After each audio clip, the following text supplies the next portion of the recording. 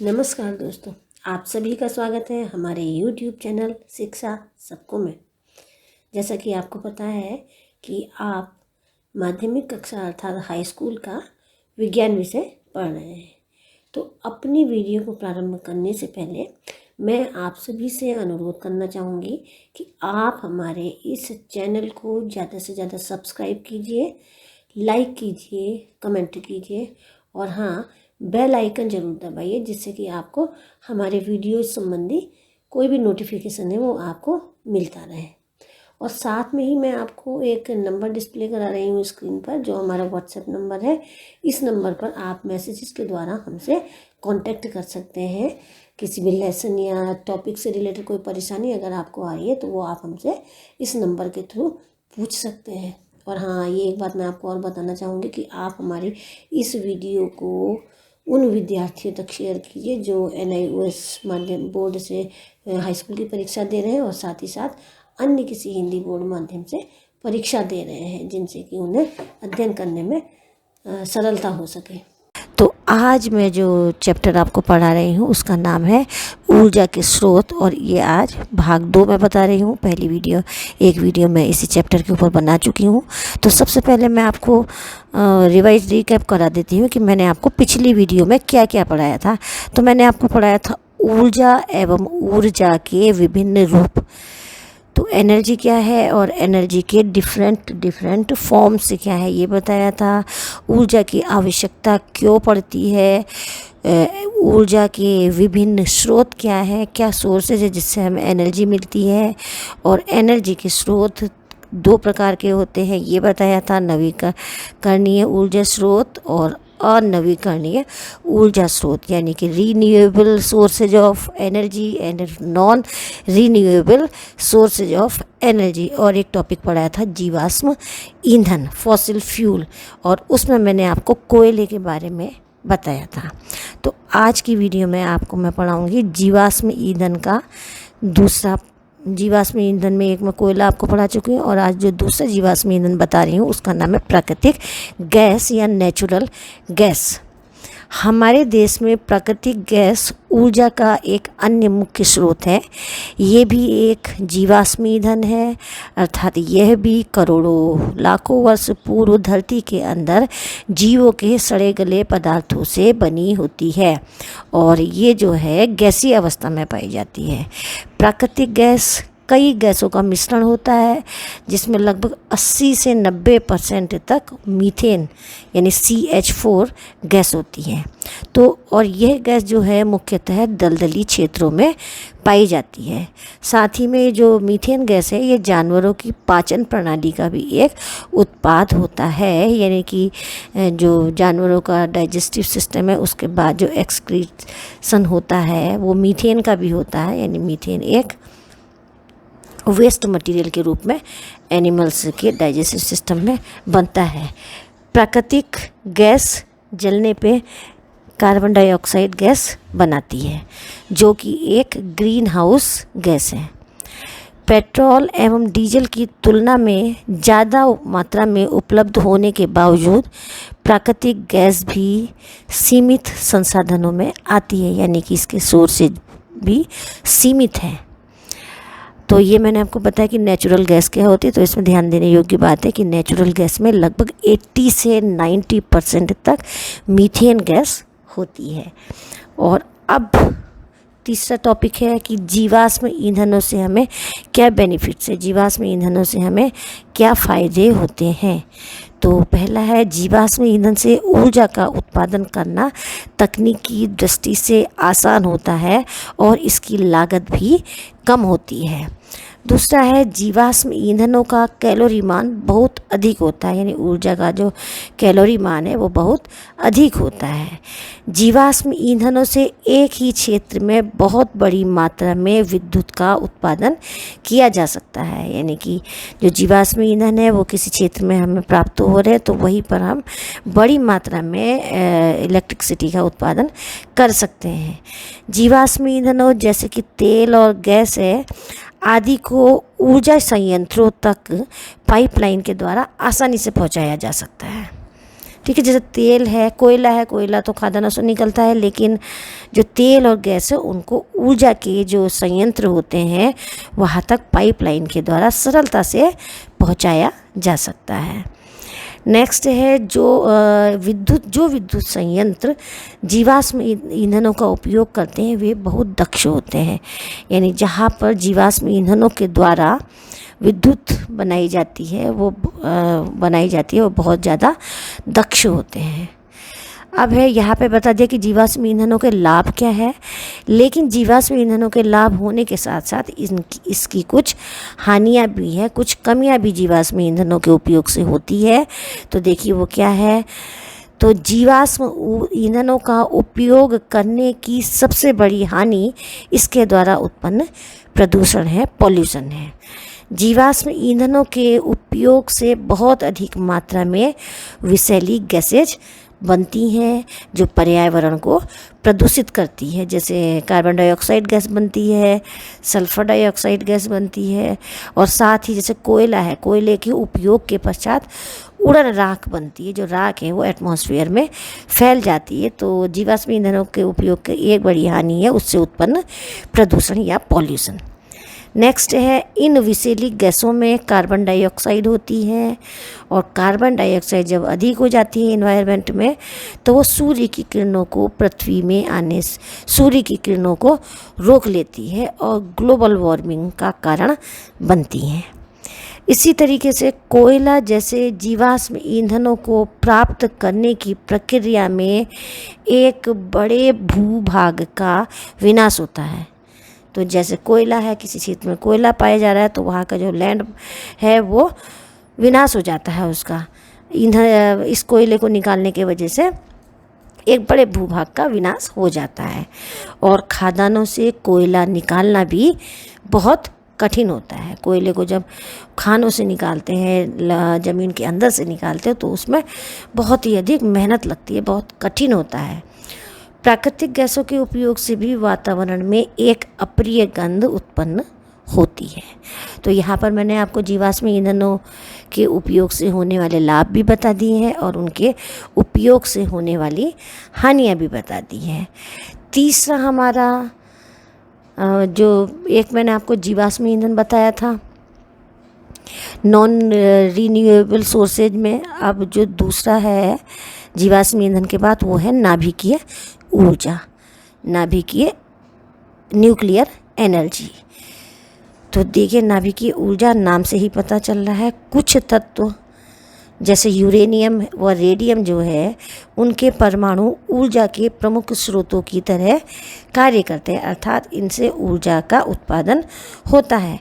वास्तव में इन तत्वों के परमाणुओं का विघटन स्वतः ही होता रहता है, जिससे कि परमाणु के नाभिक का यानी कि इसके परमाणु, इनके जो यूरेनियम या रेडियम है, इनके परमाणु के न्यूक्लियस का, नाभिक का विखंडन होता है, वो टूट जाता है, फ्यूजन होता है और जैसा कि आप जानते हैं कि प्रत्येक परमाणु के नाभिक में बहुत ही मात्रा में ऊर्जा संचित रहती है।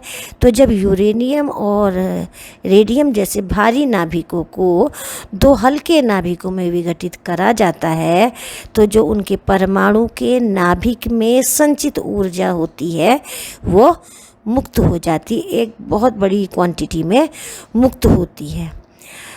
तो एक परमाणु के नाभिक का लगभग बराबर द्रव्यमान के दो नाभिकों में विघटन तथा साथ में ऊर्जा के मुक्त होने की प्रक्रिया को ही नाभिकीय विखंडन या न्यूक्लियर फ्यूजन कहा जाता है। तो नाभिकीय ऊर्जा के बारे में आपको समझ में आ गया होगा कि जब जो भारी तत्व होते हैं जैसे रेडियम और यूरेनियम है, तो इनके जब परमाणु हैं वो दो बराबर द्रव्यमान के परमाणु में जब विघटित होते हैं तो बहुत बड़ी ऊर्जा की मात्रा को ये उत्पन्न करते हैं और साथ में ऊर्जा उत्पन्न करते हैं। इसी को हमने नाभिकीय विखंडन नया न्यूक्लियर फ्यूजन का नाम दिया है। अब देखिए ये नाभिकीय विखंडन की प्रक्रिया होती कैसे है।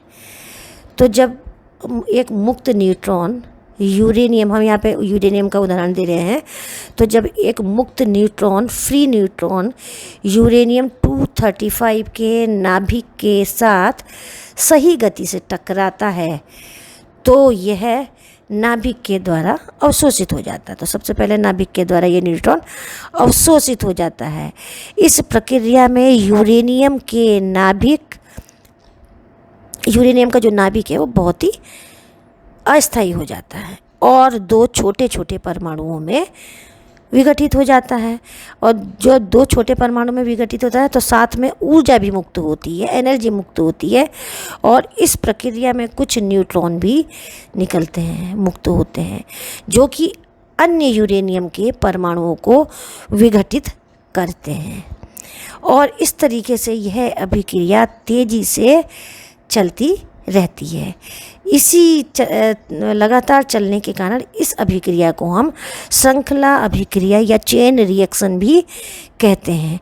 और इस चेन रिएक्शन में, इस श्रृंखला अभिक्रिया में बहुत बड़ी मात्रा में ऊर्जा या एनर्जी मुक्त होती है और इस ऊर्जा का प्रयोग हम पानी को उबालकर भाप बनाने में करते हैं। और इस प्रकार भाप से टरबाइन चलाए जाते हैं और विद्युत ऊर्जा का उत्पादन होता है। तो आपको यहाँ पे नाभिकीय ऊर्जा क्या होती है, न्यूक्लियर एनर्जी क्या होती है, ये समझ में आ गया होगा। नाभिकीय विखंडन के फलस्वरूप हमें नाभिकीय ऊर्जा प्राप्त होती है, ये मैंने आपको बता दिया है। और यहाँ पर देखिए एक मैंने आरेख चित्र दे रखा है, एक इमेज दे रखी है नाभिकीय विखंडन की, जिससे आपको और अच्छी तरीके से समझ में आ जाएगा। तो आप इस चित्र को देख लीजिए। इसमें देखिए यूरेनियम 235 का परमाणु है, इसका नाभिक है। इस नाभिक में जब एक न्यूट्रॉन जो होता है सही गति से टकराता है तो ये 2 छोटे नाभिकों में ये बट जाता है, बेरिलियम और क्रिप्टॉन में। और साथ में आप देखिए यहाँ पे एनर्जी दिखा रखी है, साथ में एक एनर्जी का मतलब लार्ज अमाउंट हमको प्राप्त होता है, और साथ में 3 न्यूट्रॉन कण निकलते हैं। और ये 3 न्यूट्रॉन कण फिर से यूरेनियम के नाभिक को विघटित करते हैं और इस तरीके से एक श्रृंखला क्रिया या चेन रिएक्शन बनती रहती है। तो यहाँ पर देखिए ये मैंने आपको नाभिकीय विखंडन या न्यूक्लियर फिजन बताया है चित्र के द्वारा। विखंडन की अभिक्रिया बहुत ही नियंत्रित या कंट्रोल्ड परिस्थितियों में नाभिकीय रिएक्टरों में संपन्न की जाती है। ये जितनी भी अभिक्रिया है जो न्यूट्रॉन की बौछार हो रही है रेडियम या यूरेनियम में, वो एक कंट्रोल इन्वायरमेंट में की जाती है, नाभिकीय रिएक्टर्स में की जाती है। और अभिक्रिया के फलस्वरूप जो न्यूट्रॉन मुक्त होते हैं उन्हें बोरान या कैडमियम की छड़ों के द्वारा एब्जॉर्ब कर लिया जाता है। हमारे देश में विद्युत उत्पादन के लिए नाभिकीय रिएक्टर तारापुर, कल्पक्कम, कोटा एवं नरोरा में कार्य कर रहे हैं। तो ये क्वेश्चन कभी कभी आ जाता है कि नाभिकीय रिएक्टर हमारे देश में कहाँ कहाँ है, तो इनका नाम देख लीजिए। तारापुर, कल्पक्कम, कोटा एवं नरोरा में नाभिकीय रिएक्टर होते हैं।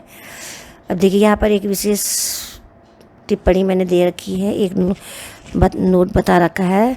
तो देखिए यदि नाभिकीय श्रृंखला अभिक्रिया अनियंत्रित हो जाए, अर्थात जो मैंने ऊपर आपको अभिक्रिया बताई है चेन रिएक्शन, अगर ये अनियंत्रित हो जाए, अनकंट्रोल्ड हो जाए, तो यूरेनियम के सभी नाभिक एक ही सेकंड में, क्षण भर में विघटित हो जाते हैं।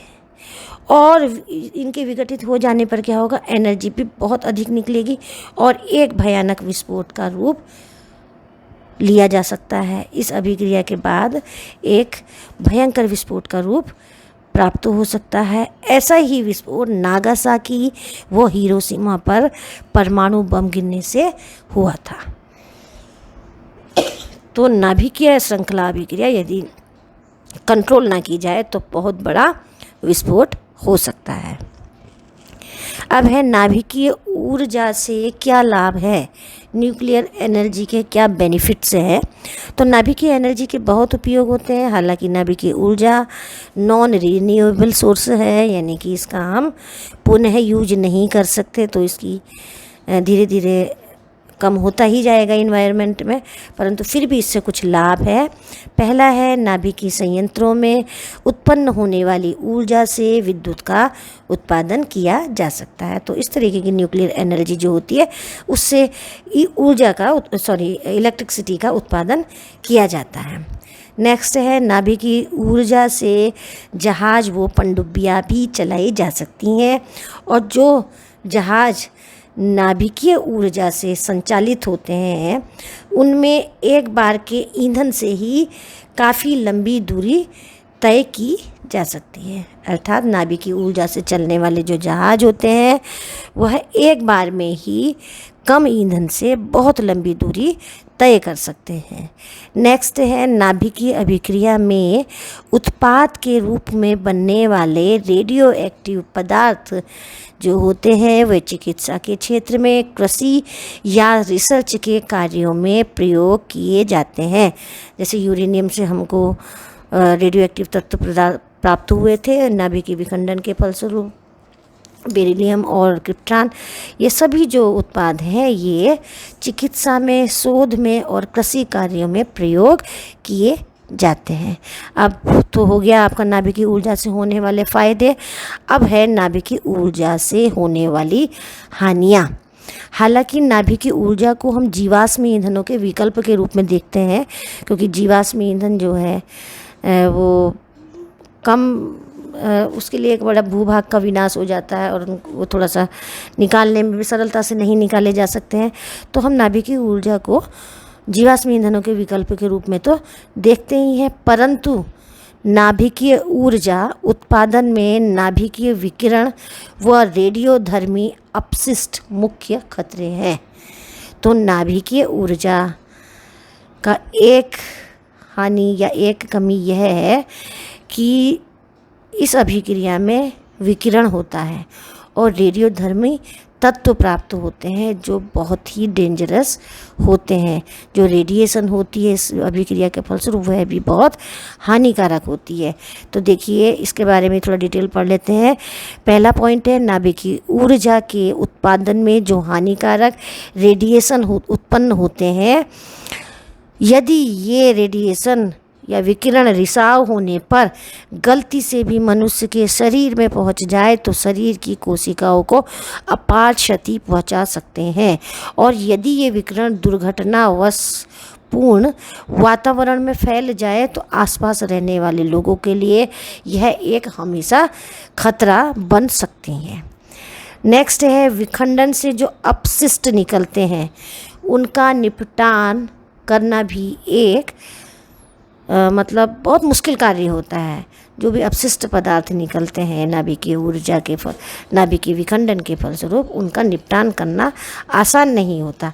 नाभिकीय संयंत्रों में जो अपशिष्ट बन रहा है, जो वेस्ट बन रहा है, उन्हें लेड के मजबूत बर्तनों में अंडरग्राउंड भूमि के नीचे संग्रहित किया जा रहा है, परंतु इस तरह के वेस्ट के निपटान का कोई और अधिक संतोषजनक व सुरक्षित तरीका अभी हम खोज नहीं पाए हैं। ये एक ट्रेडिशनल तरीका है कि जो रेडियो एक्टिव तत्व है या जो अपशिष्ट है नाभिकीय विखंडन के फलस्वरूप निकलते हैं उनको लेड के बड़े बड़े बर्तनों में ज़मीन के अंदर कलेक्ट किया जाता है, परंतु ये इससे भी सुरक्षित, परंतु ये जो है सुरक्षित तरीका नहीं है और बहुत संतोषजनक भी नहीं है, और अभी तक इससे अधिक अच्छे तरीके की हम खोज भी नहीं कर पाए हैं, जो भी इसकी एक कमी है। तो आपको ये भी पता चल गया कि नाभिकीय ऊर्जा के क्या लाभ है और नाभिकीय ऊर्जा से होने वाली हानियाँ क्या होती हैं। अब है नेक्स्ट टॉपिक है जीवाश्म ईंधनों के बदले नाभिकीय ऊर्जा के उत्पादन के दो प्रमुख लाभ हैं। यानी जीवाश्म ईंधनों का अगर हम ऑल्टरनेट बनाएं नाभिकीय ऊर्जा को तो उसके लाभ कौन से हैं। देखिए पहला है जीवाश्म ईंधनों को जलाने पर विषैली गैसेज उत्पन्न होती हैं, परंतु नाभिकीय ऊर्जा के साथ ऐसा नहीं होता, क्योंकि उनमें कोई भी विषैली गैसें उत्पन्न नहीं होती है। नंबर 2, नाभिकीय ऊर्जा की प्राप्ति में, न्यूक्लियर एनर्जी की प्राप्ति में बहुत कम मात्रा में ईंधन की आवश्यकता होती है, और जिससे बहुत अधिक परिमाण में ऊर्जा प्राप्त होती है। तो नाभिकीय ऊर्जा को हम जीवाश्म ईंधनों के बदले में प्रयोग करते हैं। उसके कुछ फ़ायदे हैं, इसीलिए हम जीवाश्म ईंधन के ऑल्टरनेट के रूप में इसे यूज में लाते हैं। तो आज की वीडियो में इतना ही। आगे की वीडियो में मेरे जो और टॉपिक है इस चैप्टर के, उसके बारे में मैं आपसे चर्चा करूँगी। तब तक के लिए धन्यवाद।